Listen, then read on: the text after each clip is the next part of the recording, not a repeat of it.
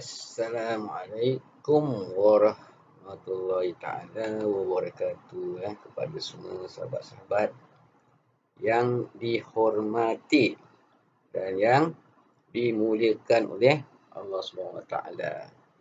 Sahabat-sahabat, tuan-tuan dan puan, apa khabar kepada anda? Semoga di hari Jumaat yang penuh barakah ini kita sama-sama mendapat keredaan, rahmat dan kasih sayang daripada Allah SWT. Jadi sahabat-sahabat yang anda hormati, untuk video ini akan anda berkongsi hal berkaitan asal usul Dajjal, kemudian kisah segitiga Bermuda. Mungkin juga akan ada sedikit hal berkaitan UFO ataupun alien. Jadi ini adalah hanya sekadar perkongsian sahaja, Jadi kemungkinan akan ada sahabat-sahabat yang tidak bersetuju ataupun tidak bersependapat, kerana hal begini, terutama hal berkaitan Dajjal, UFO, segitiga Bermuda, alien, ada banyak penulisan, banyak pendapat yang diberikan, ramai ahli-ahli ilmuwan dan para pekaji yang anda hormati, insyaAllah. Jadi terlebih dahulu, sebelum pergi kepada tajuknya, anda nak mengajak sahabat-sahabat, tuan-tuan dan puan, akhi dan ukhti sekalian, kita menghadiahkan Al-Fatihah kepada baginda Rasulullah sallallahu alaihi wasallam, kepada ahli keluarga baginda, kepada para isteri baginda, kepada para sahabat-sahabat baginda, dan juga kepada ibu bapa kita, guru-guru kita, ahli keluarga, dan kepada roh muslimin muslimat sekaliannya, insyaAllah. Jadi kita akan menghadiahkan Al-Fatihah, insyaAllah. A'udzubillahi Bismillahirrahmanirrahim.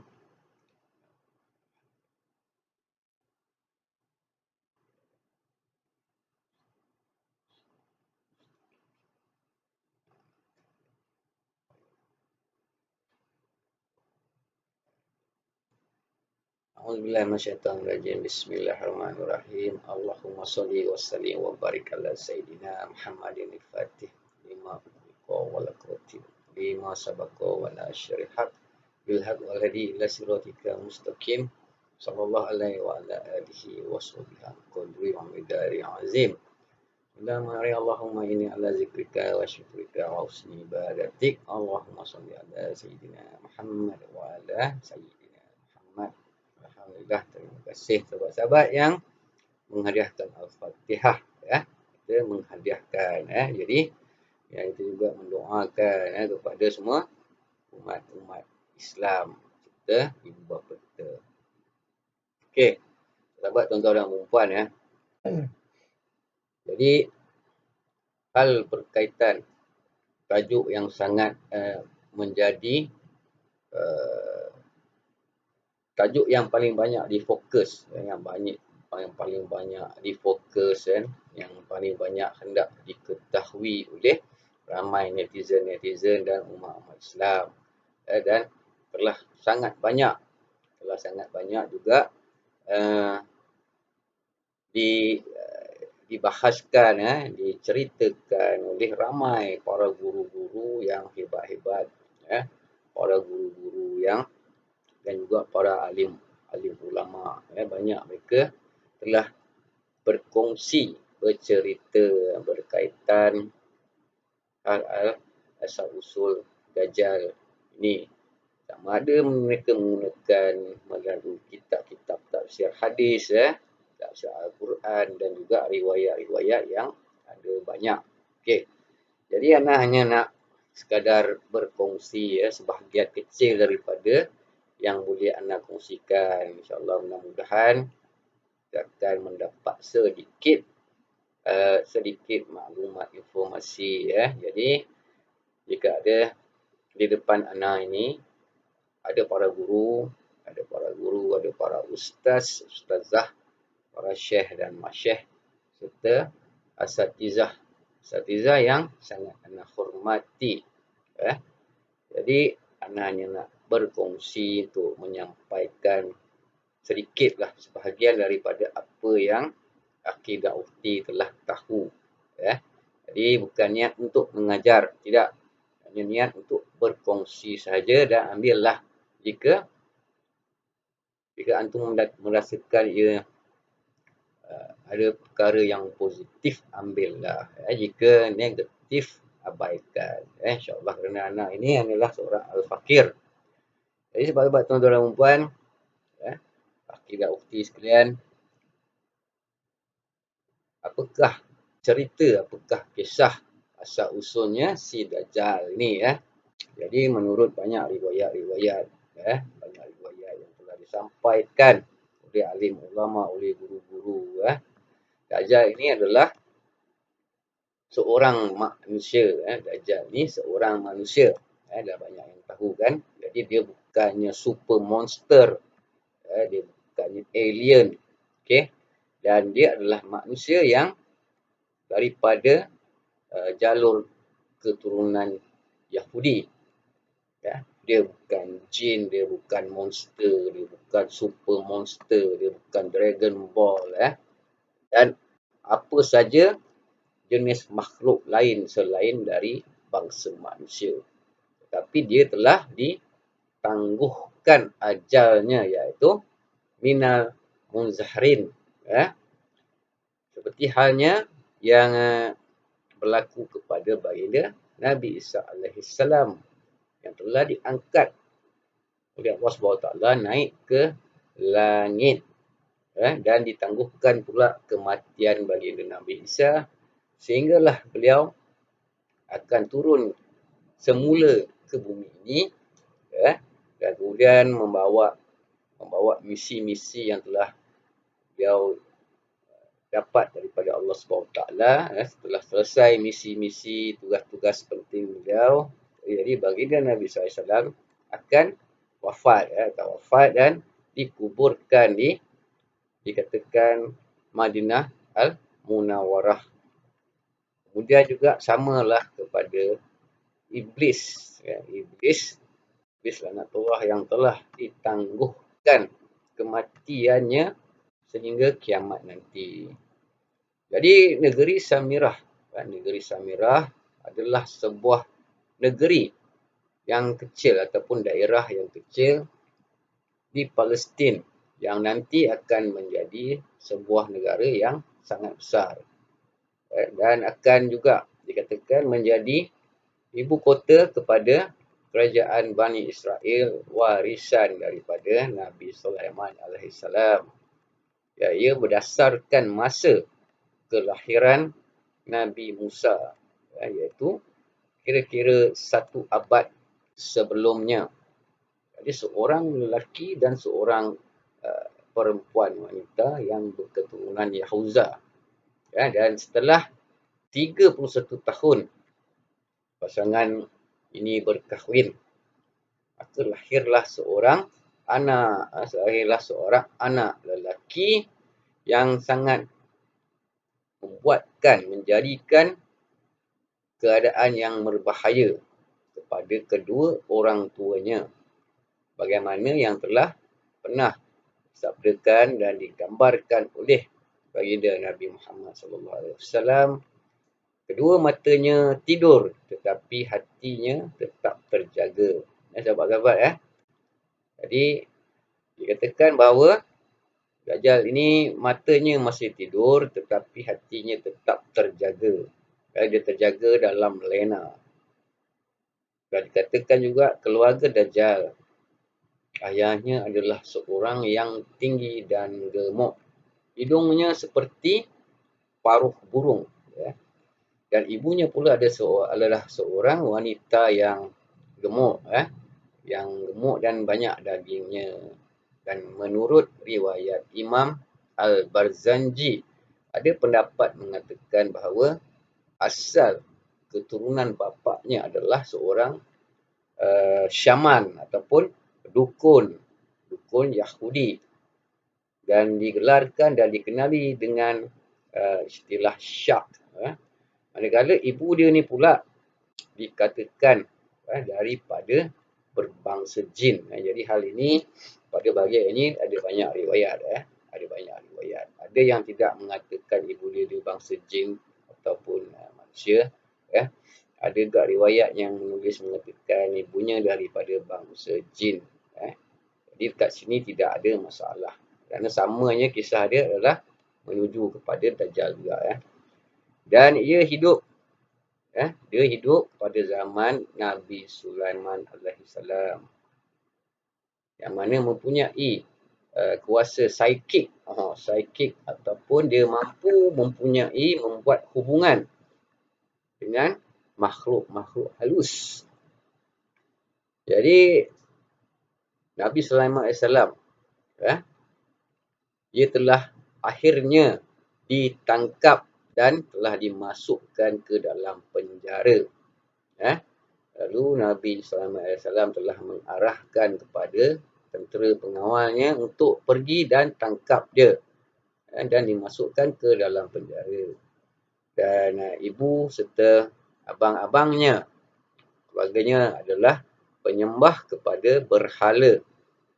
Dan mereka menyembah berhala yang berbentuk seperti ataupun yang dikatakan sebagai lembu betina.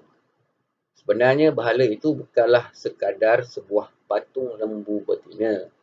Dan dikatakan patung itu adalah syaitan durjana yang telah menyerupai, yang menukar entiti dia, dia menukarkan fizikal dia menjadi seperti seekor lembu, patung lembu betina. Dan mereka juga menyembelih binatang untuk dikorbankan kepada berhala. Yang sebenarnya apa yang mereka sembelihkan itu adalah dipersembahkan kepada syaitan. Dan juga bersertalah minuman-minuman jenis arak kamar yang dihulurkan setiap hari. Dan di samping itu juga mereka ni melakukan penghambaan ataupun persembahan sebagai menunjukkan taat, ketaatan mereka. Jadi setiap pagi sahabat-sahabat akidah uti sekalian, mereka ni akan pergi melihat sisa-sisa yang telah mereka persembahkan pada patung itu. Dan mereka juga pergi untuk melihat apa yang telah mereka korbankan di tempat itu.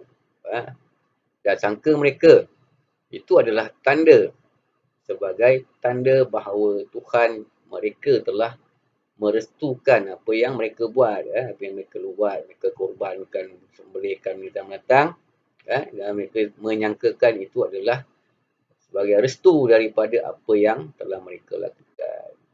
Jadi apa yang diminta oleh kedua orang tua Dajjal, kedua orang tua ibu bapa Dajjal adalah agar mereka ini dikurniakan seorang anak lelaki.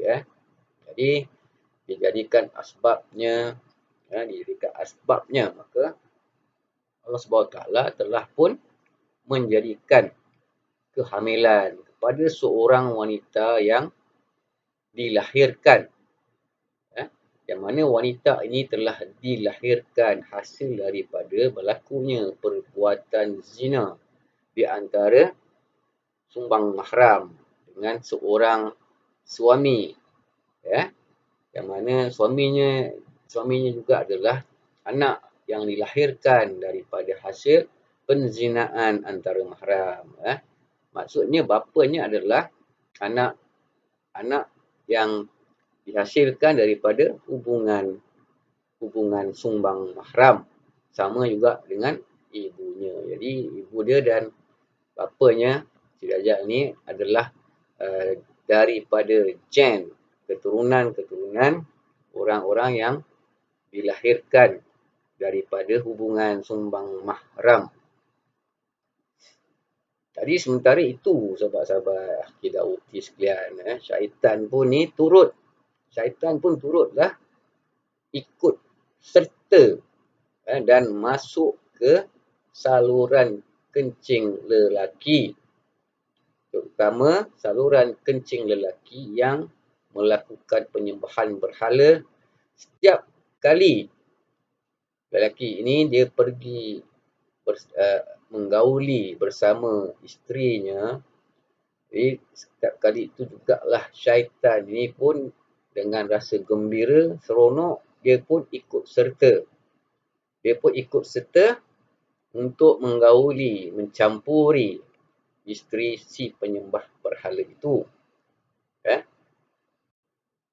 Jadi syaitan ni dia ikut suami dia, mengikut suami dia melakukan hubungan jenis kepada isterinya. Jadi syaitan turut serta dalam perkara yang berlaku itu. Dan begitulah sahabat-sahabat, setelah secara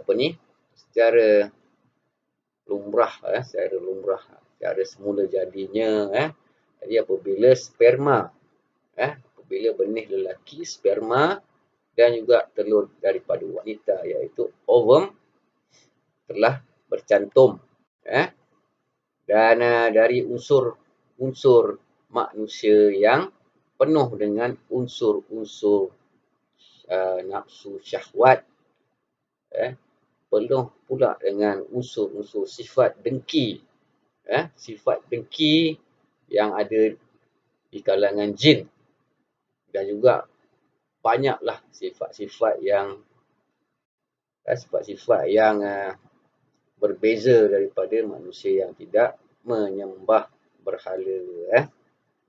Jadi sebagaimana telah ditakdirkan Allah SWT, maka ibunya ni pun telah mengandungkan anak. Jadi kalau sahabat-sahabat membaca buku Izharu Masalah Ad-Dajjal, yang menyatakan bahawa Dajjal telah dilahirkan dari hasil hubungan di waktu ketika isterinya ataupun ibu pada Dajjal ini sedang mengalami menstruasi ataupun datang bulan, dan ketika ibunya ni datang bulan, maka bapanya datang pun melakukan hubungan dengan ibunya. Jadi waktu itulah terjadinya sebuah kehamilan yang mana ia telah dipenuhi dengan pengaruh-pengaruh nafsu dan perbuatan syaitan. Jadi sahabat-sahabat, tuan-tuan dan puan, terutama kita yang beragama Islam, adalah tidak dibenarkan kepada kita umat Islam, terutama pasangan suami isteri, jika hendak bersama dengan isteri, kita telah datang panggilan nature dia tu telah datang keinginan, gaulilah isteri anda secara yang benar, tidak menutup, tidak terlanjang bulat keduanya, dan yang wanitanya pula pastikan telah habis datang bulannya itu telah suci bersih, barulah buatlah apa yang telah dihalalkan. Jadi sahabat-sahabat, nak dijadikan cerita, okey, pada malam yang sangat menakutkan, macam cerita hantu, pada satu malam itu sangat menakutkan, yang mana waktu itu pula diiringi dengan hembusan angin kuat, berlaku pula diceritakan berlaku pula ribut salji, kemudian bersama pula turunnya hujan lebat. Jadi sangat pelik, kalau salji yang turun salji saja, kalau hujan yang turun adalah hujan saja, mungkin juga bersama hujan batu. Jadi pada malam itu pasangan suami isteri ini telah mendengar ada suatu suara datang dari patung lembu betina yang mereka ada itu, yang mana patung lembu betina itu telah mengatakan, telah bercakaplah mungkin kepada mereka bahawa dia telah memberi keredaan. Patung ini telah meredakan, memberikan blessing lah kononnya kepada kedua pasangan suami isteri ni. Bahkan kata patung itu, dia telah memerintahkan kepada malaikat untuk mengurniakan kepada mereka ini seorang anak. Tetapi jika kedua orang tua Dajjal ini tidak memperbanyakkan menyembah, tidak memperbanyakkan memberi ketaatan dan juga memperbanyakkan penyembahan kepada berhala, atau tidak banyak mereka ni membuat korban, tidak banyak mereka ni menumpahkan darah korban, maka anak itu akan digantikan, anak itu akan digantikan kepada menjadi anak perempuan. Jadi apabila mendengar suara daripada patung itu, maka kedua-duanya pun duduklah duduk dan menyembah, ataupun mungkin cara dikatakan sujud. Yang wanita pula duduk bersimpuh di depan patung itu dengan penuh setia, sambil mereka mengatakan mereka ni nak sangat seorang anak lelaki.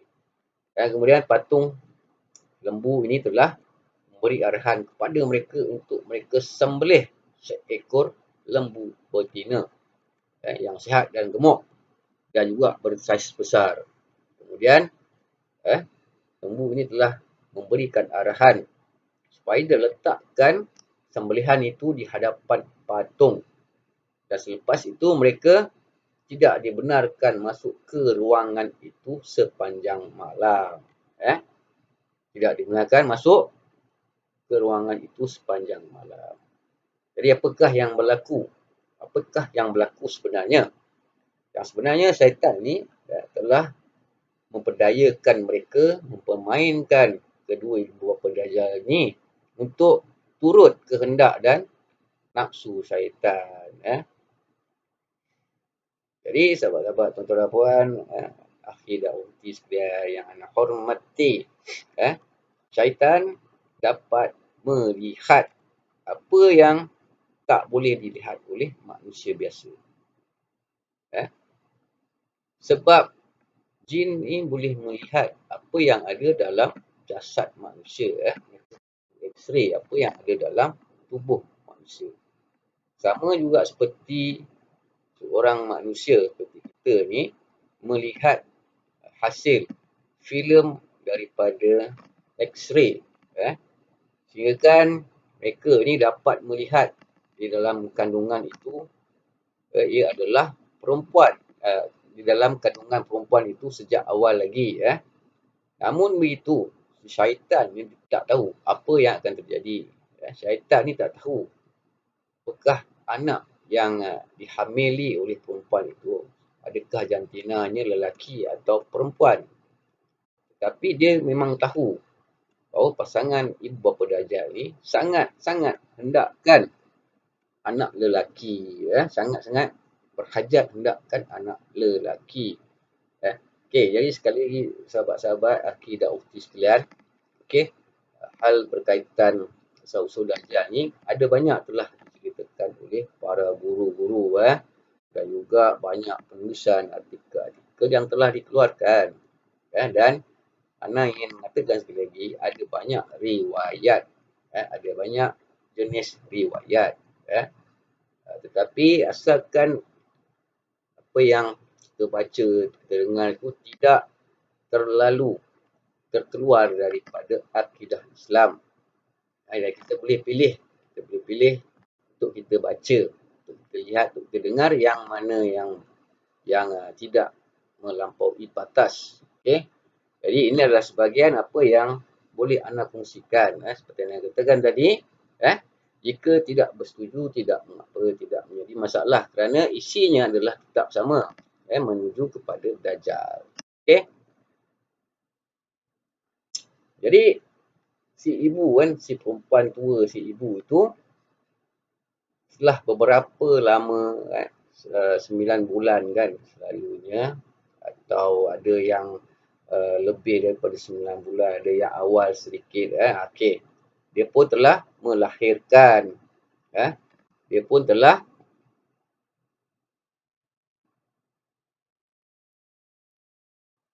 jadi ibunya ataupun wanita tu telah pun lahirkan anak.